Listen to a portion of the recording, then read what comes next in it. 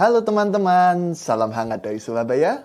Saya Ilham dari Sevima. Inilah kisah unik, pencapaian, dan inspirasi dari kampus-kampus di seluruh Indonesia yang kami rangkum dalam Flash News Mitra Sevima.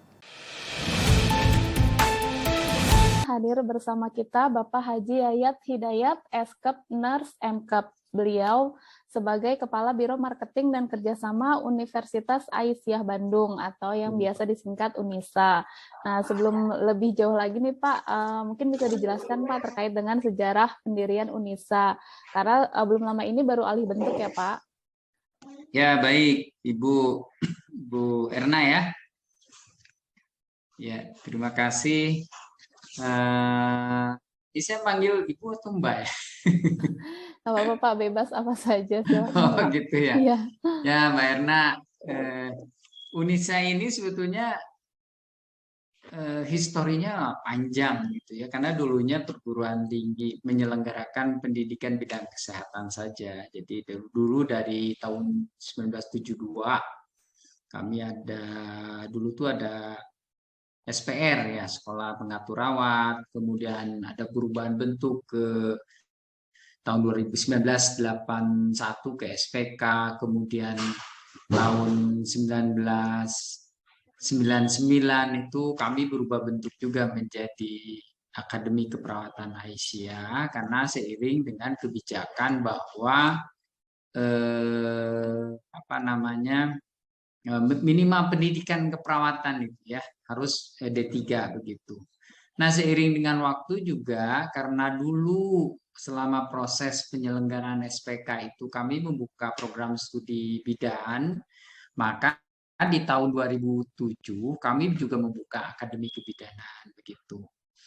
Dan untuk menyikapi regulasi bahwa perawat itu ke depannya minimal S1 akhirnya digabung termasuk juga bidan ya, dan terbukti saat ini begitu. Bidan Akbid dan Akbar Aisyah ini digabung pada tahun 2012 itu menjadi Sekolah Tinggi Ilmu Kesehatan.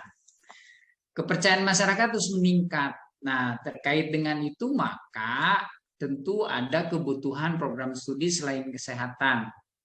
Karena opportunity-nya kan sangat bagus, terutama adalah program studi kaitannya dengan kekinian, teknologi, pariwisata, sehingga Stikes Aisyah Bandung itu berubah bentuk dengan menggabungkan Sekolah Tinggi Ilmu Kesehatan Aisyah Bandung dengan Akbid Saidah Komunika itu pada tahun 2020 menjadi Universitas Aisyah Bandung, sehingga sampai saat ini kami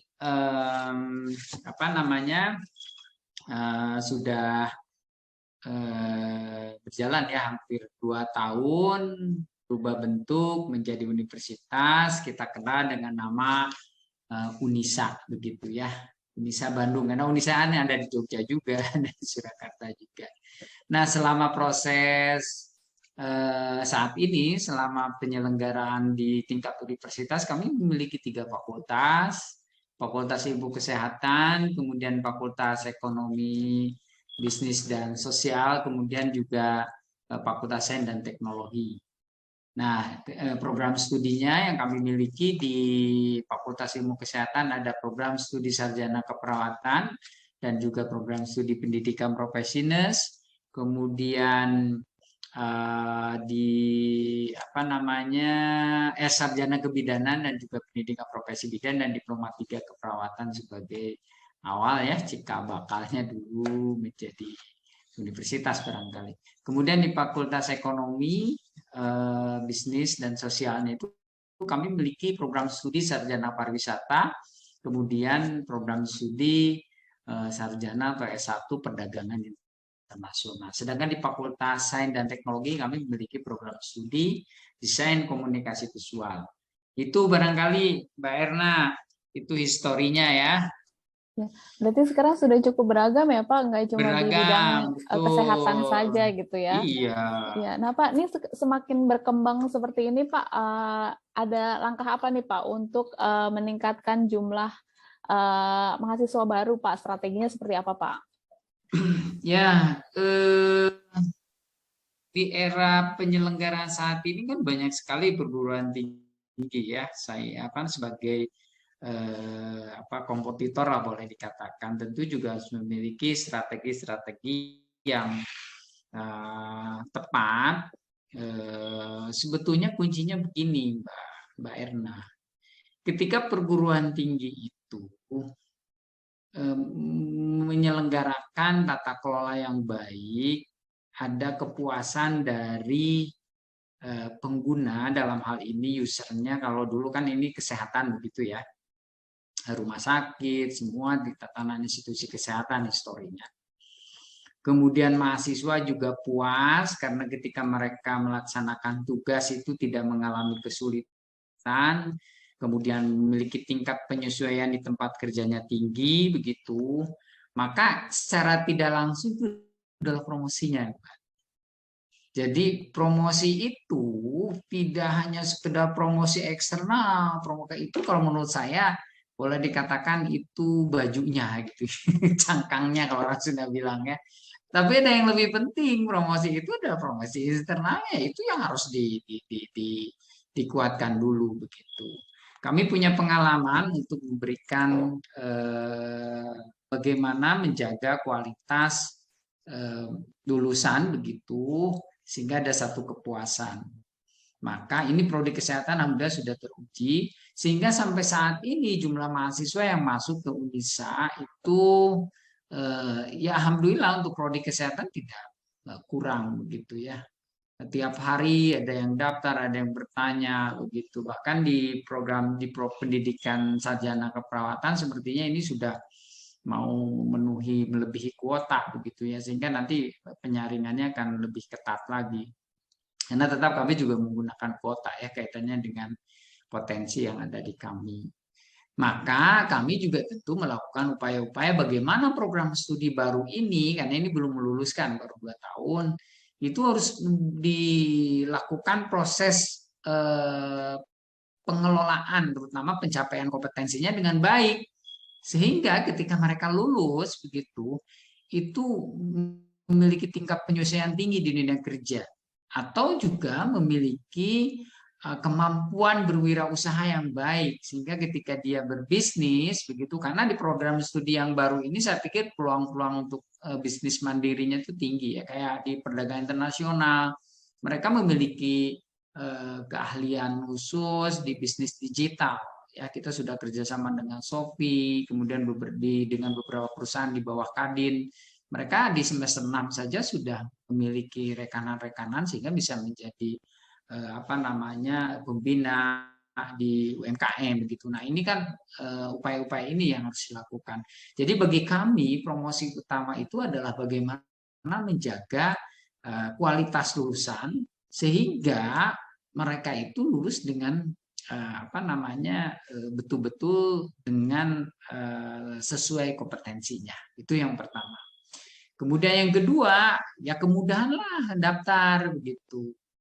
Di era teknologi informasi ini saya pikir jangan sampai mereka ya harus menggunakan transportasi yang jauh, sehingga mahasiswa di Indonesia itu ya banyak dari Sabang sampai Merauke ya. Karena kemudahan akses tadi.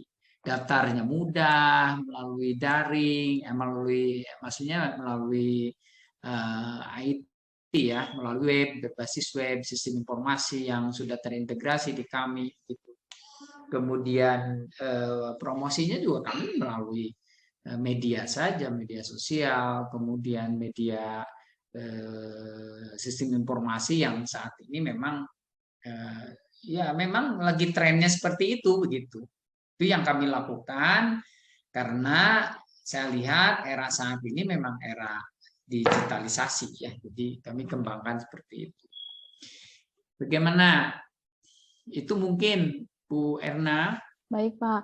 Nah Pak, tadi bicara soal sudah mau memenuhi kuota nih Pak khusus ke perawatan. Nah, targetnya sebenarnya berapa Pak untuk jumlah mahasiswa baru tahun ini Pak? Wah, nah karena tadi di awal saya sampaikan mempertahankan kualitasnya, gitu. Jadi target tahun ini di prodi keperawatan kalau lihat dari kuota kami tidak banyak Mbak, cuma 100 ya. Jadi ini 100 kuotanya, tapi nggak tahu nih sudah banyak titipan-titipan, mungkin juga bisa dilebihin berapa persen gitu ya. Baik, Pak. Nah, kalau Karena total secara keseluruhan, Pak, total apa, Pak? target jumlah mahasiswa baru. Oh, total target seluruh mahasiswa baru kami itu di tahun ini kita menerima sekitar semua prodi ya, 500 mahasiswa. Mereka masih sedikit prodinya. Yang Baik, beda Pak. dengan, karena kami sangat rasional, Mbak. Sekarang kebidanannya aja, kebayang nggak kalau kita tidak pakai kuota? Kuotanya kuota maksimal, tapi ya. Ada target mahasiswa kebidanan itu kan menolong persalinan 50 untuk partes normal. Andai saja ada mahasiswa 100, berarti 100 kali 50 berapa tuh Mbak ya? Berarti harus ada 5.000 pasien. Betul nggak? Betul. Mungkin nggak? Gitu. Makanya kami punya strategi-strategi lain di dalam proses pembinaannya. Makanya kalau nyampe 200 mahasiswa gitu yang program studi sarjana S1 tentu akan ini ya, akan repot nanti mencari pasiennya. Jadi di kualitas memang perlu dipikirkan. Itu marketing pertama. Yang kedua memang di bidan juga dan keperawatan tidak hanya kelas reguler, Mbak. Jadi tadi 100 itu kelas reguler ya, tapi juga ada kelas lintas jalur, itunya juga 100. Makanya tinggi. Kecuali prodi baru kami masih agak sedikit ya, seperti itu. Nah, Pak, tadi prodi barunya yang mana saja ya, Pak? Yang sarjana pariwisata, kemudian perdagangan internasional dan desain komunikasi visual. Baik. Nah, kalau itu tetap ada kuotanya juga atau gimana, Pak? Nah, ini kami tiap angkatan kami buka 40 mahasiswa saat ini. Baik, Pak. Nah, untuk mencapai target itu, Pak, kira-kira apa nih, Pak, yang dilakukan oleh pihak kampus, Pak, agar target 500 jumlah mahasiswa baru itu bisa tercapai? Ya, kami tentu tadi ya, pertama melakukan promosi melalui jejaring sosial, kemudian melalui web, kemudian juga ya beberapa relasi yang sudah terjalin begitu, pengembangan jejaring. Kemudian yang mungkin lebih menarik lagi kan mereka biasanya lihat program-program beasiswa gitu. Malah di kami ada beasiswa tahfiz, itu full tidak dipungut biaya sampai selesai studi. Nah, itu mungkin yang menarik. Kemudian ada beasiswa jalur prestasi, termasuk juga ada beasiswa yang KIV begitu. Gitu. Kemudian di dalam rekrutmen kami seperti menerapkan rekrutmen seperti ke PTN. Kan kalau di PTN itu ada SNPTN, ada SBMPTN. Ada jalur mandiri juga. Sebenarnya PTN ngikutin swasta juga jadinya ya ada jalur mandirinya gitu. Nah, yang SNPTN-nya kami terapkan di sini, kita gunakan namanya adalah jalur PMDK, di mana mahasiswa bisa masuk ke Unisa melalui jalur PMDK ini, bisa jalur prestasi akademik maupun juga bisa jalur prestasi olahraga, Mbak. Jadi banyak pilihan. Oh, saya ini juara seprovinsi gitu ya. Nah, juara seprovinsinya misalnya juara futsal, karate, asal memang ada dibuktikan dengan dokumen, maka itu bisa menjadi satu syarat kelulusan gitu. Jadi ada kemudahan. Kemudian ada juga kan sekarang untuk TBK nih tanggal 23 Juni kalau nggak salah pengumuman ya. Kita juga bisa pakai jalur nilai UTBK. Jadi tidak menggunakan tidak seleksi langsung. Walau memang kami ada tahapannya, ada jalur tadi ya, jalur SNPTN, ada SBMPTN. Nah, kalau SBMPTN-nya ya kami melakukan jalur seleksi begitu ya. Nah, seleksi itu dilakukan pada mahasiswa-mahasiswa yang memang tidak memiliki prestasi, baik prestasi akademik maupun juga prestasi non akademik begitu ya, sehingga dia masuk secara bergelombang begitu Mbak. Baik Pak, nah tadi Bapak menyinggung sedikit Pak terkait dengan digitalisasi nih Pak. Nah, selain pendaftaran, apalagi nih Pak yang sudah digitalisasi yang sudah dilakukan di Unisa Bandung ini Pak? Ya, digitalisasi selain dari pendaftaran, tentu kami juga kan terintegrasi ya. Ini bisa ke keuangannya secara otomatis, kemudian ke sistem informasi akademik kan saya pikir ini sudah kerjasama dengan Sepima ya. Dan alurnya sudah sangat jelas, di mana mahasiswa yang sudah terdaftar, kemudian lulus seleksi, dia akan langsung tercatat di Unisa sebagai mahasiswa baru, dan secara otomatis nanti ada informasi kaitannya dengan informasi-informasi pengumuman, kemudian kegiatan-kegiatan yang akan dilakukan terhadap mahasiswa tersebut. Banyak informasi yang nanti mereka terima bisa melalui WhatsApp Blast, kemudian ya melalui Blast ya biasanya yang kalau yang terbaru seperti itu. Dan khusus untuk KIP juga itu memang kalau itu kan sistemnya sudah ada dari Dikti ya, cuma tetap alurnya ke Unisa begitu.